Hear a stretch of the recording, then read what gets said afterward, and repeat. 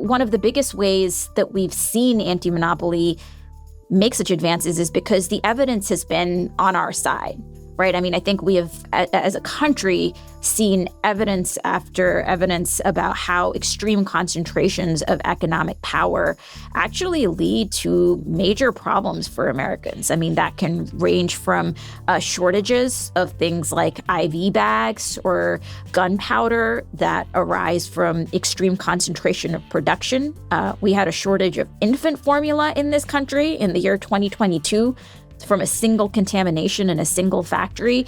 We've seen problems around planes falling apart in the sky, right? Some of the challenges that we're seeing in Boeing, you can see trace back to a major merger that they did in the late 1990s where they were allowed to buy out their major competitor in the US, and that fundamentally changed their incentives. And as a general matter, we've just seen market after market become more consolidated. Prices have become higher, wages have fallen, it's become much harder for new businesses and entrants to actually enter and compete on a level playing field. Lina Khan, welcome to the show. It's really an honor to have you. Thanks so much for having me. So this seems an odd thing to ask, given your relative youth. How's retirement? It's been pretty low key. It's been quiet. It's been, obviously I wish we'd had more time in government, but it's been nice. I have a 2-year-old, so it's been pleasant to just get to be around more. It's not relaxing.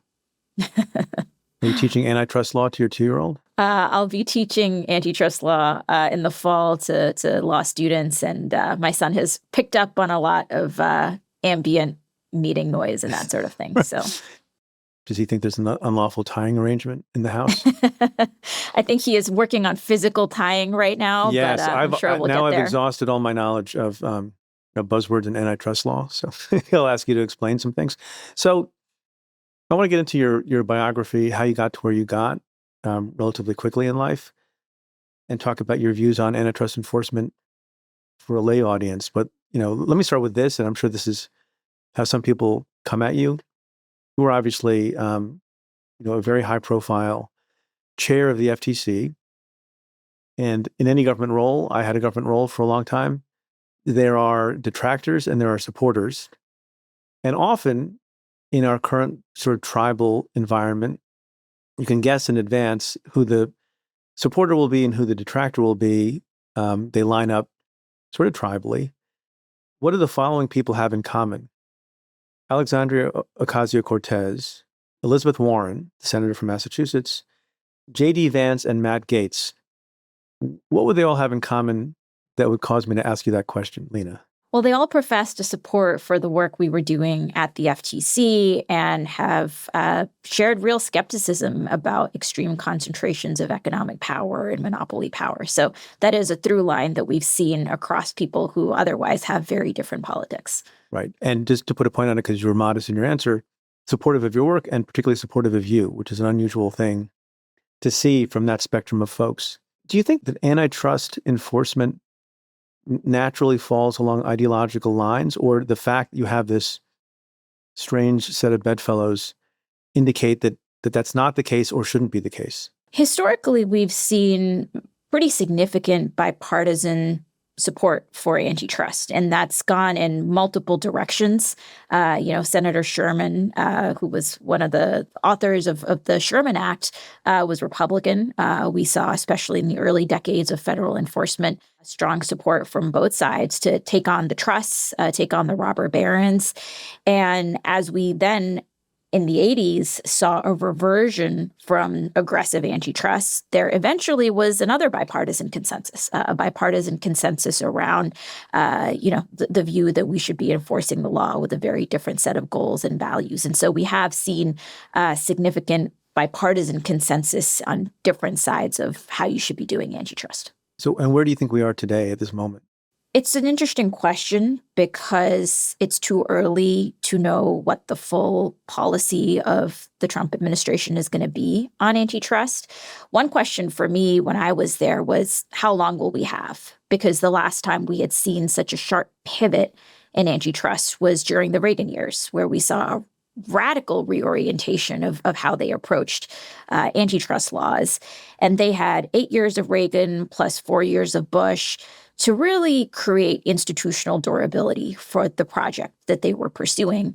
I had 3.5 years, and so there was a real question around the institutional durability of what we were going to be able to achieve.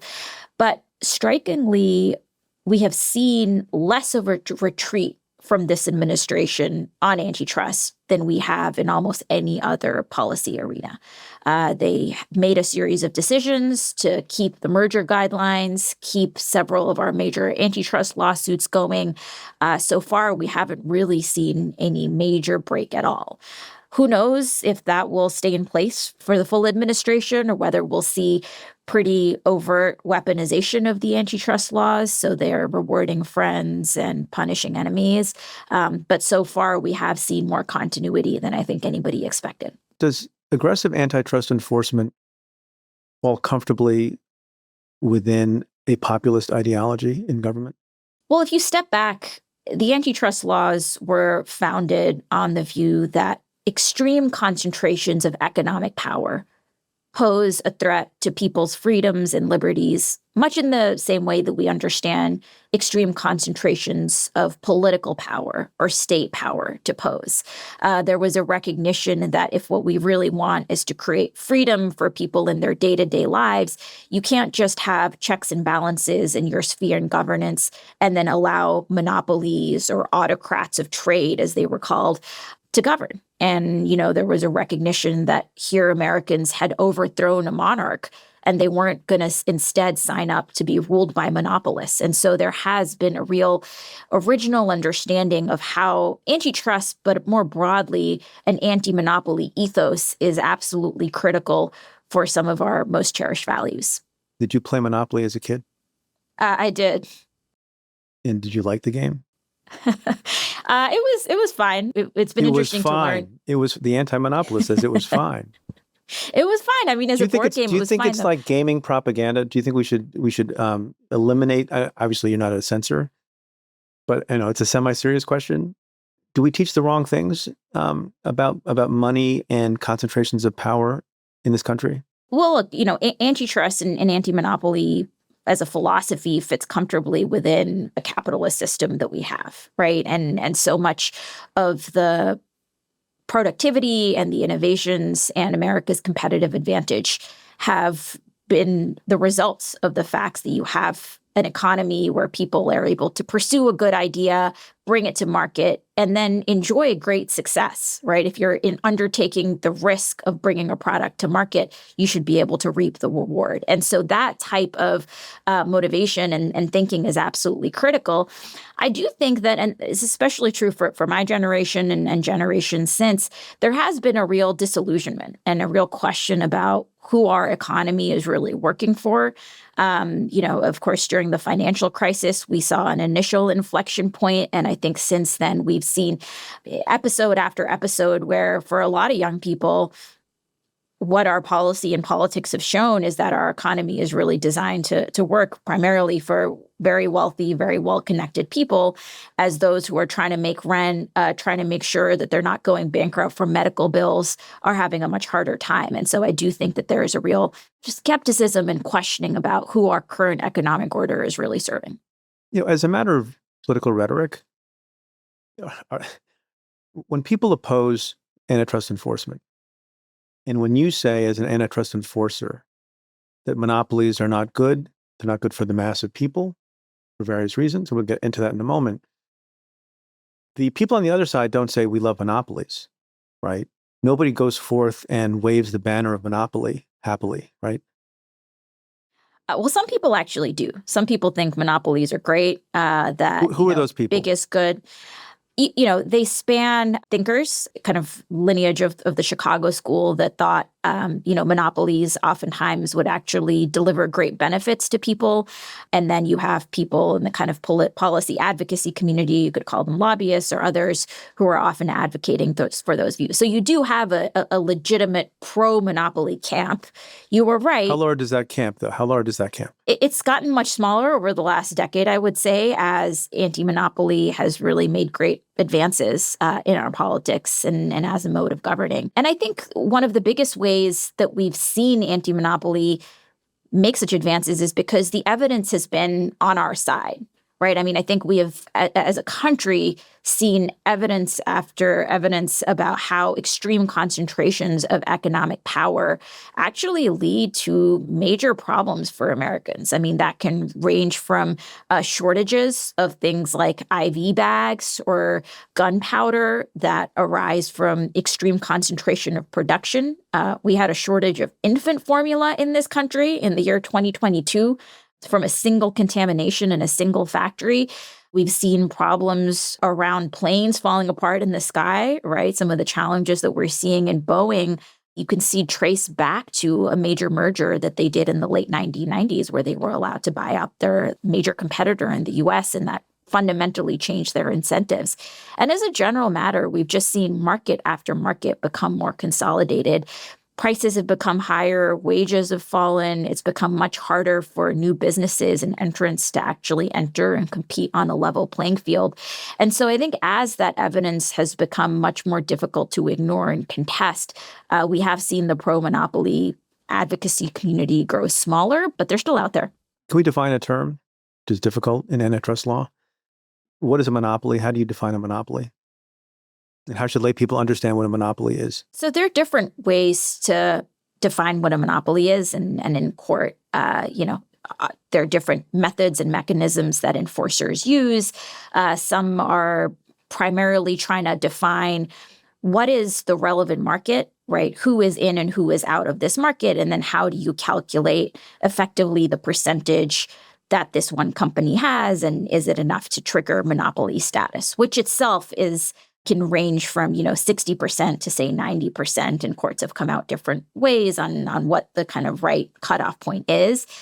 To my mind, one of the most effective ways to be able to show a monopoly is through its behavior, what we call direct evidence of monopoly power.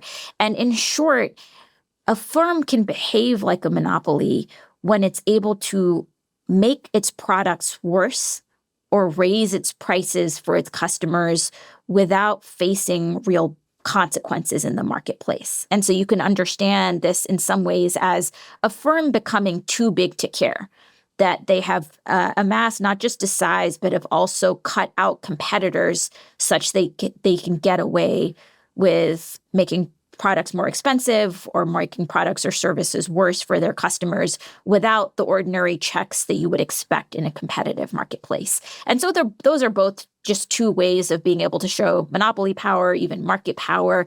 And as when we were bringing our cases, we would routinely deploy both methods.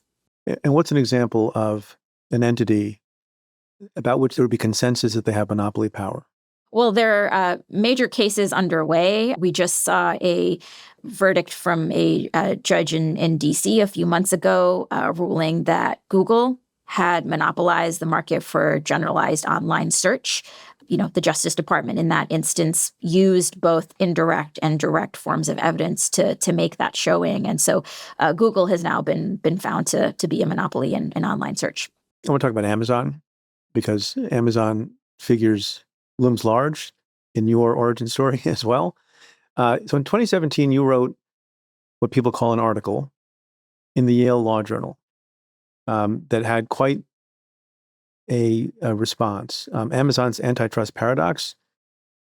For people who are not from or of law school, I will note for them that even though in the popular press your piece is called an article, it is in fact among law students and lawyers called a note, because you were just a law student at the time, and obviously not just a law student, but thinking about these big issues. But I will note for the record that when you're a law student and you write something that's important or not, it's called a note. When you're a law professor, it's called an article. So I just want to put that little piece of business beside us. As I understand it, the thesis of the article, the note, was in part that ordinarily, when we're thinking about what is good or bad with respect to monopoly power, as you were saying a few minutes ago, one of the things you look at is consumer welfare, right? And whether or not consumers are being helped or undermined in various ways, including with respect to price. So if one measure of monopoly power, as you were describing a few minutes ago, is the ability to, with impunity, increase prices such that people are at the mercy of those price increases, that indicates monopoly power. And one of the things you say is, well, in the modern world, especially as epitomized by Amazon, prices are low, and they have the ability to keep prices low. And so this focus on consumer welfare, defined in part as a focus on price, doesn't actually uncover the monopolistic power of a big company like Amazon, which has other features that it can take advantage of and actions that it can engage in, including predatory pricing. And you mentioned, I will say, in various places, a company near and dear to my own heart. My brother and his best friend from high school started diapers.com, which was the subject of a lot of discussion and angst in my family, and also in the public at large, because Amazon was engaging in a certain price tactic with respect to diapers.com. Anyway, that's a very long-winded, probably imperfect summary of your article. How did you come to think about it that way, and why was that such a revelation? So one of my jobs after college was as a researcher and reporter, where I was basically doing deep dives into various markets across the U.S. economy. And so I would do, deep research into chicken farming, the aluminum market, rental cars, book publishing, and really document the ways that market after market had become so much more consolidated, and how there were real gaps between how antitrust enforcers were thinking about market power and consolidation and what was really happening on the ground for everyday people. One of the last areas that I started looking into before I went to law school was online commerce. And I spent several months talking to two sets of market participants about how they viewed Amazon in particular. One was the set of businesses that were selling through Amazon, and the other was investors and financial analysts and people who were viewing Amazon through a more long-term proposition. And it became clear just through those conversations that Amazon was amassing structural power in the marketplace that was not being cognized through the antitrust prism that enforcers were using at that time, where there was, a very charitable view of Amazon where, people thought, well, its prices are generally low, and so therefore it must be good for competition, not fully tracking the business practices that Amazon was using to establish real structural dominance in the marketplace, both predatory pricing, as you were noting, as well as vertical integration in various parts of the market that allowed them to then exploit certain conflicts of interest and certain information asymmetries.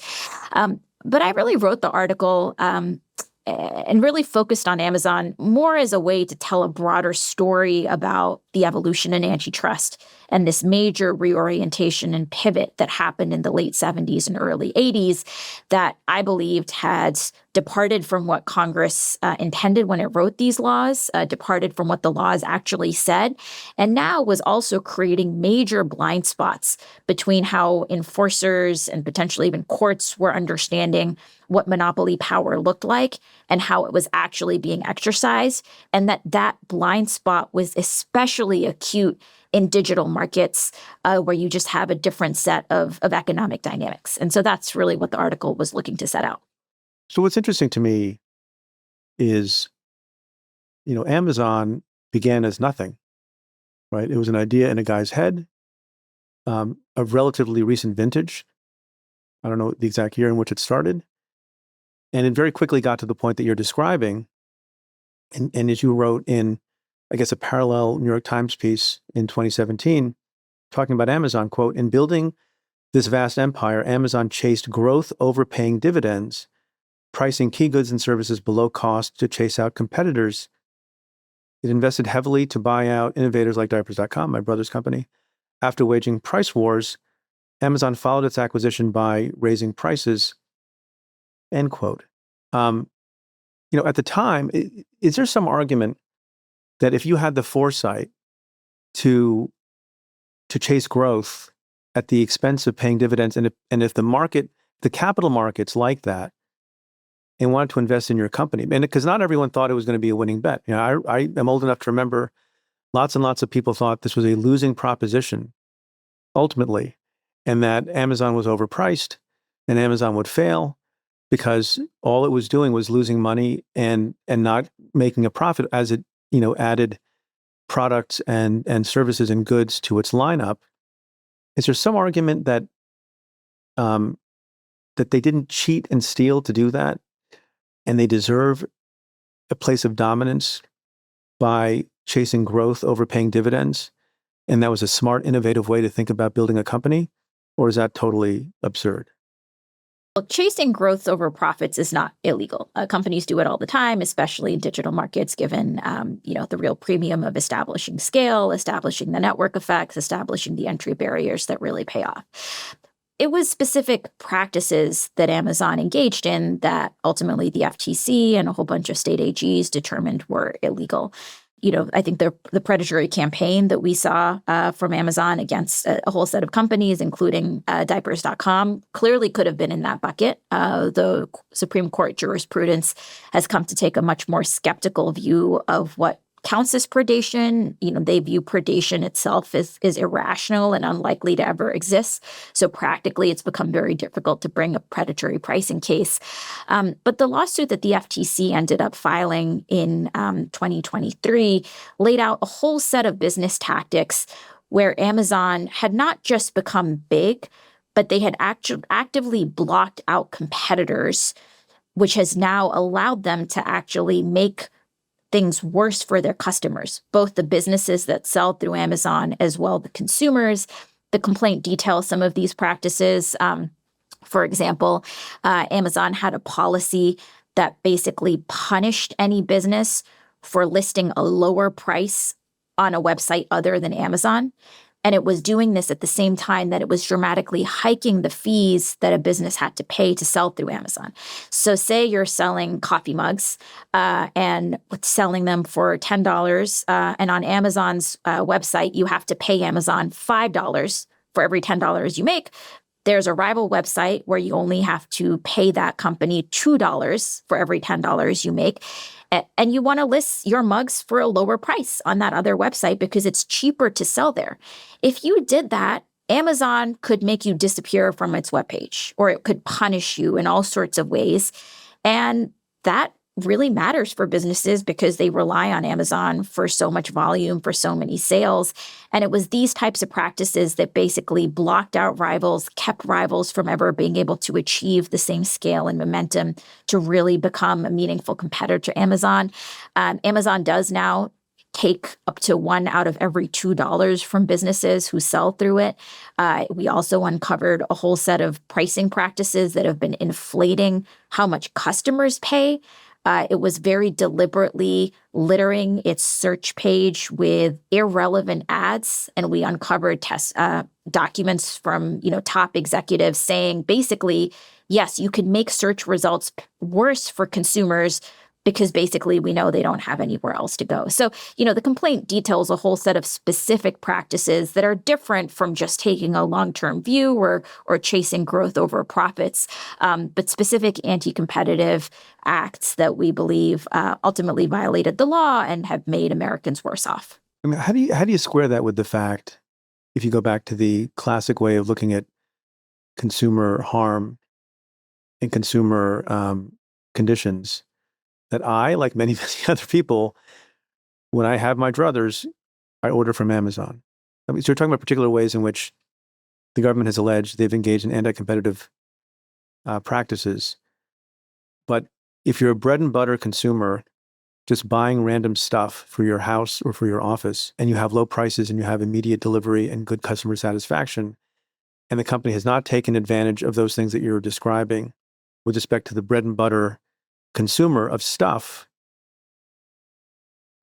does that not matter? Is that not a point in their favor, or is part of the issue? Well, at any moment, they can do something deleterious, even in that landscape. I'm not sure how to think about how that thing, which is a net good, which you argued is maybe too much the focus, but it still should be some focus, or not the focus, or of even focus. How do you think about that? So I'll answer this in two ways. One is, I think especially in digital markets, there's actually a life cycle of being a monopolist and exploiting your monopoly power. And phase one is when you are achieving and chasing scale. And the goal at that moment is really to bring on as many sellers and as many buyers onto your marketplace as you can. And in that mode, your incentives are to oftentimes make your service really great for both the sellers and the buyers. And, even if that's done in the goal of achieving dominance that you may later exploit, mode two is once you've achieved that structural power and coupled that with tactics that are blocking competitors from the market, then you can make things worse. And you can make things worse, yes, through higher prices, but also through coercion and bullying. And a lot of the businesses and the market participants that the FTC heard from did allege all sorts of bullying tactics, candidly, as well as customer service for them getting worse. Antitrust is not about identifying some absolute price levels that we think are good or bad. It's really about competition, right? The assumption is that competition in markets is really what's going to drive firms to make products better for people and really innovate. And that's been a key driver of America's growth and our innovation as a country. And what Amazon did when it blocked out those competitors was interfered with that free enterprise system and with that competitive process. The lawsuit actually does allege that people are paying more because of this. Products could be even cheaper. You could have more innovative, say, interfaces. You could have search results that are not cluttered with irrelevant ads. And so this is more about the alternatives that were foregone and lost because of Amazon's anti-competitive tactics. And it can be, difficult concretely to point to those counterfactuals. And Amazon's case is interesting, and the lawsuit actually points to other rivals that were on the cusp of taking off, that could have taken off, but for Amazon's tactics. So it's really about what could have been and how things could have been even better for Americans with more competition. I think one of your criticisms of monopoly power is that ultimately innovation gets stifled there because you have monopoly power and you don't have to innovate because you have, a huge set of customers or clients or, buyers or whatever the market would call you. And I think you have given examples of cases, maybe you can give some examples for us here, where, and you talk about AI, for example. You can have somebody or a company in a place of complete dominance, but then some other innovative technology is overlooked or bypassed or given short shrift, and then this other thing happens. What's confusing about that is some people might take that as an admission that monopolies don't last forever, even without involvement and interference from the government. That even the most dominant figure is ultimately, the pejorative you can apply to that is they're ultimately not going to innovate and someone else will. And that will naturally reduce the non-innovators' market power and become less monopolistic. Is that fair or not? Well, the innovator is going to need to know that if they produce something that is better, they actually have a chance of reaping the rewards of that innovation. And that's what can get distorted when you have a monopolist that's running amok. That these monopolists often have all sorts of levers that they can deploy to cut out that innovator from the market. Right. And that's what antitrust is about, policing. And right. if you don't have antitrust enforcers policing that, then that innovator may have that idea, but may not think it's worth it, right? Why take on the big investment? Why take on the risk if ultimately you're just going to get locked out of the market? And at the FTC, I would frequently talk to startups, talk to founders, and we would hear them grappling with this time after time. We would hear from, say, founders that were creating various types of apps that were needing to get access to the App Store on, say, Apple or Google's devices. They would have to navigate all sorts of bureaucracy. sometimes there would be a conflict of interest if, say, one of these companies had their own app that they wanted to favor. And that would just create all sorts of problems for these innovators that were trying to get access to market. Similarly, this is something that we see in merger enforcement. So one of the mergers that the FTC blocked was Sanofi's attempted acquisition of Maze. Sanofi is a major player in the pharmaceutical market, and they had been given an FDA-granted monopoly on treatments for Pompe disease. This is a really awful disease where basically your muscles degenerate. It exhibits in young kids, and you need pretty expensive medicines. Maze was coming into the market, and they had an alternative treatment for this same disease. And whereas Sanofi's treatment required basically going and getting hooked up to an IV, biweekly, Maze's treatment could have been taken orally ultimately and could have really been a game changer. And this was really good, healthy competition, right? This is the kind of competition, the kind of innovation that we expect to see in our markets. And Sanofi was trying to buy out Maze.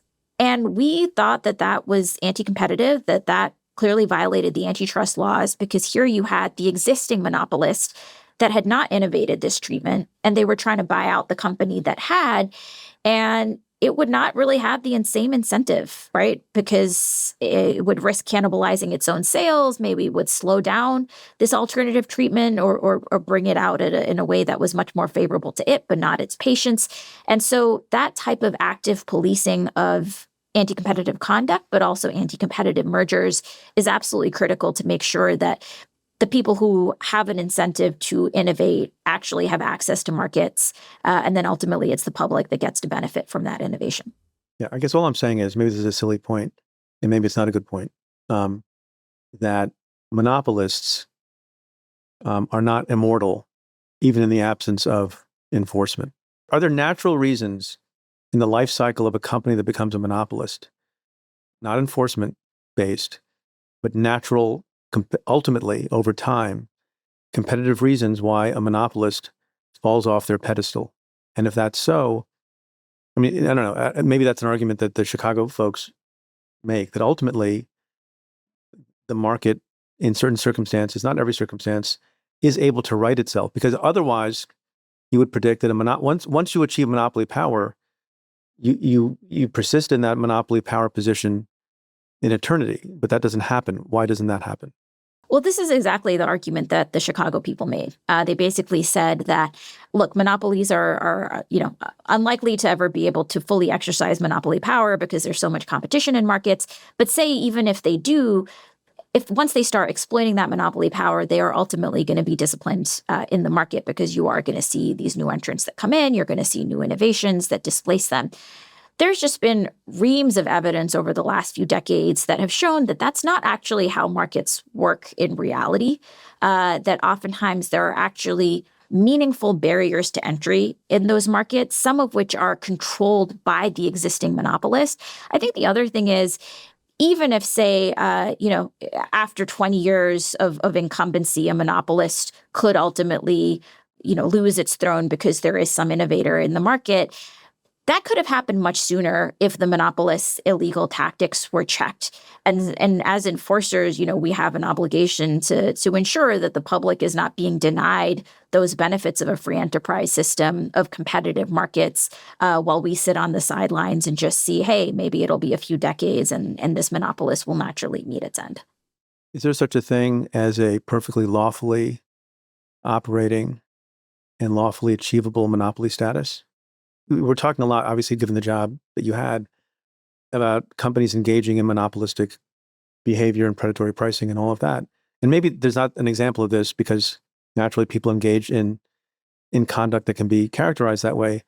But are there or have there been examples of companies that just got to that status just by doing things well and better than everybody else and innovating better than everybody else, and not running afoul, either legally or in principle, of anti-monopolistic thinking? Well, you do see companies that enjoy monopoly status because, for example, they've been given a license from the government. So you see this in the pharma space routinely. So you see this in areas like utilities, where firms are given certain privileges or certain exemptions or certain licenses to operate. And you see kind of a very active market-making role by the government in that instance. Those are monopolies that are clearly sanctioned, and oftentimes that comes with other obligations or other prohibitions on their behavior that's supposed to act as the check that competition will not be serving in that instance. Just look, this is not my main expertise as a lawyer, but I just wonder if the theory is that a company can't really attain and persist in being a monopoly absent some conferral of a benefit or a license by the government, or absent some nefarious conduct, because the market will always topple that kind of monopolist. Yeah, and maybe is an interesting question or thought experiment. I mean, as an enforcer, that's not something you need to have a view on, because the law doesn't, say being a monopoly itself is illegal. It's only when it's attached with certain types of monopolistic behaviors that the law kicks in. I'm only smiling because that's what we do on a podcast, right? we can in this job I can do that. So obviously your tenure was not without controversy, and I mentioned a set of strange bedfellows that was not only supportive of your work but supportive of you. And as always happens, I used to be an enforcer of a different type. The one kind of work that we didn't do in the Southern District of New York, and that we deferred to the main justice on. The only area we deferred to main justice on, even in our own district, was antitrust enforcement. Preceded my time there. Is there a particular criticism or category of criticism that you took more seriously than others, even if you disagreed with it? Well, I think one charge that would sometimes get levied at the FTC was that the FTC was somehow categorically antagonistic to corporate America, or somehow it was anti-business, which was really surprising to me, because oftentimes some of the biggest supporters of the FTC's antitrust work was the business community. And I think sometimes in DC, there can be this tendency to view business as a monolith, not recognizing that, say, the Fortune 100 or even the Fortune 500 are not representative of the full panoply of businesses in America. And so we would hear a lot of concerns from, say, independent grocers or independent pharmacists or startups and founders, really people who make up the majority of businesses in America, about how they too often felt like they were not facing a level playing field, that they were really struggling to compete because of the potentially predatory or coercive or abusive tactics of some of the existing incumbents. And so that was a disconnect that I worried sometimes was not appreciated, especially in kind of some of how the FTC was discussed or portrayed, that strong support among businesses, both for our antitrust work, but also candidly for our consumer protection work. One example here is the FTC's work taking on Made in USA fraud. Made in USA fraud had been rampant. This was an area where the FTC had been keeping some of its powder dry, really not using the full set of tools that it had to disincentivize companies from lying about their products being made in America. And this really hurt consumers who were being deceived about where their products were being made. But it also really hurt honest businesses, right? If you're a business that wants to produce in America, you're investing in a factory here, you're taking on the additional cost of doing that. If you're then ultimately just going to lose business to a company that's shipping stuff from China or somewhere else and then just slapping a Made in USA label, that's unfair. And so that was just one example of how the FTC's work was really about creating a level playing field in ways that benefited consumers and workers, but also honest businesses. Do you have a view of President's firing of the two democratically appointed commissioners, and the legality of that and how that'll play out? Well, the president's firing of Commissioner Bedoya and Commissioner Slaughter is directly and clearly in contravention of prevailing Supreme Court precedent. In Humphrey's executor, you had FDR fire an FTC commissioner, and ultimately that FTC commissioner sued and said, hey, look, the FTC Act says we can only be fired for malfeasance, inefficiency, neglect of duty. None of those things is being charged here. And ultimately, the Supreme Court held that those removal protections in the FTC Act were lawful, were legal. Since then, the Supreme Court has had several opportunities to revisit Humphrey's executor, including cases implicating the CFPB and the removal protections of the CFPB director, which ultimately were changed. And the court has stuck by Humphrey's executor, no matter what kind of dicta they may have been in various types of footnotes. So the law of the land is Humphrey's executor, and the administration's decision to fire these two commissioners is clearly at odds with that. I know they have filed suit. They are contesting their firing. There are also some parallel cases involving the firing of NLRB commissioners. So we're going to have to see how this shakes out. But there's no debate around the fact that Humphrey's executor, the law of the land, says one thing and the administration has done another. But do you believe that will remain the law of the land? I don't know. I mean, clearly this is Roe v. Wade was the law of the land for a while. Yeah, too. sure. The Supreme Court is very comfortable revisiting precedent and throwing out the window even a 90-year-old precedent in this sort of way. So I don't know. I don't know what's going to happen. I do think there are strong arguments for why these removal protections are not only good but lawful. But we'll have to see what happens. What do you think of the new chair, and how do you think that this partly constituted FTC will handle issues and what their priorities will be for the next 3.5 years? Well, the current FTC, as well as the Antitrust Division, has continued with several of the initiatives that we had pursued on the antitrust front. We had promulgated new merger guidelines, for example, that laid out a more rigorous approach to viewing whether a merger would violate the Clayton Act. They had kept those on the books, despite a lot of speculation from the deal-making community that those would be rescinded right away. We have major lawsuits against not just Amazon, but also Facebook. There's a current trial underway.